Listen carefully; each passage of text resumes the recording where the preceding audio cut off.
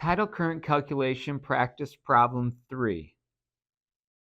On 10th of November 2023 at 1:30, you're inbound at Charleston Harbor entrance buoy 10.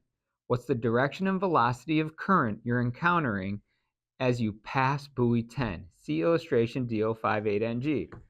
Here's our illustration. Now let's take down our information. This time we're on the 10th. So it's the 10th. And they want direction and velocity. So direction equals velocity equals, and they want that at 1:30. The time is 1:0130, 1:30. So the 10th, now let's double check that we're on the right part of this graph, at the right station.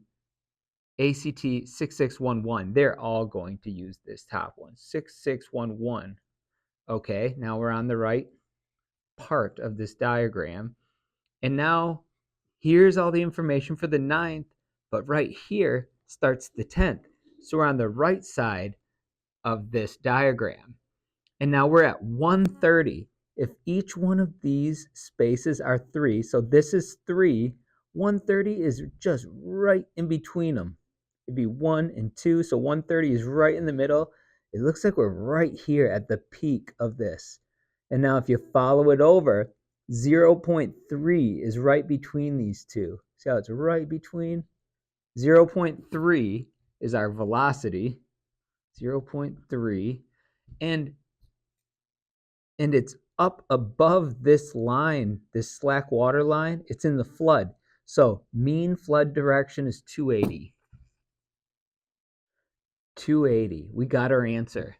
So answer say velocity then direction. So we're 0.3 at 280 for 3. 0.3 at 280. There's two 0.3s, but only one of them, A, is 280. So we're going 3 is A. There we go. 3 is A. Okay, we'll see you on the last practice problem in a second. If you find these videos helpful, consider using US Captain's Training as your course provider when getting your captain's license.